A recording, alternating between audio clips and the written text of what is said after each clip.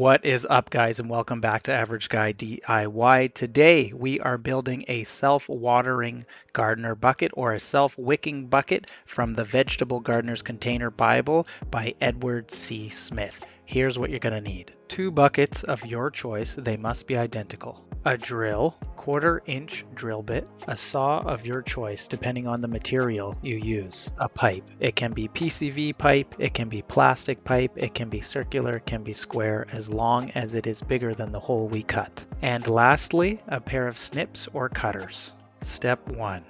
Drill a series of 1/4 holes as close together as you can around the inside edge of the raised ring on the outside bottom of the bucket. Step 2. With the snips or cutters, cut the webs between the holes, removing the centerpiece. Step 3.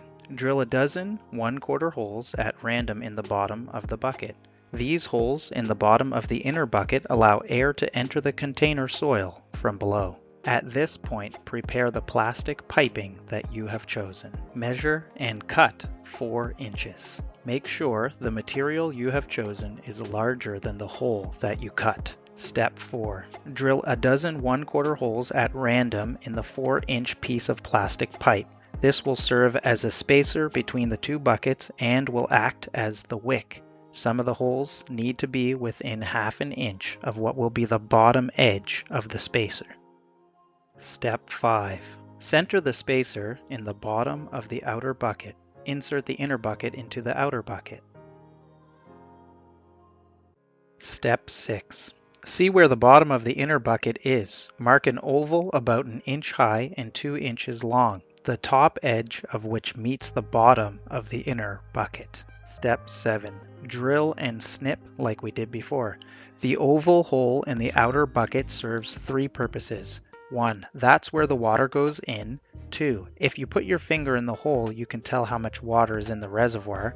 And 3. If there's too much water in the reservoir, for instance after a hard rain, the excess water exits here. Make sure that the holes that you have drilled within the 1/2 inch of the bottom of the material is in the bottom of the bucket. Step 8. Separate the buckets, center the spacer in the outer bucket and fill it with moistened container soil.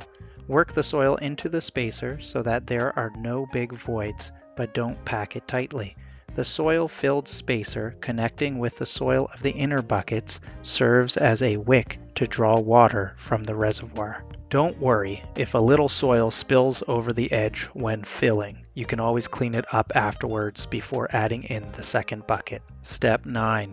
Insert the inner bucket and fill it with moistened soil. Make sure that there is good contact between the soil in the spacer and the soil in the inner bucket. Step 10.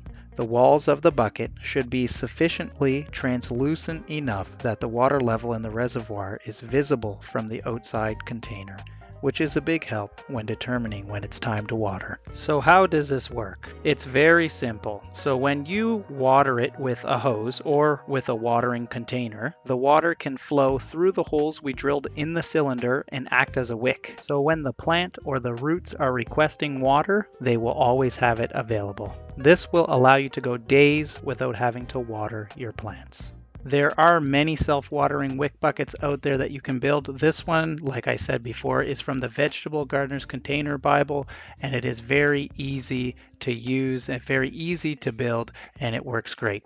Awesome. If you've enjoyed this video, make sure to hit that subscribe button and stay tuned for my next video. Thanks for the support. You guys take care. Cheers. Bye.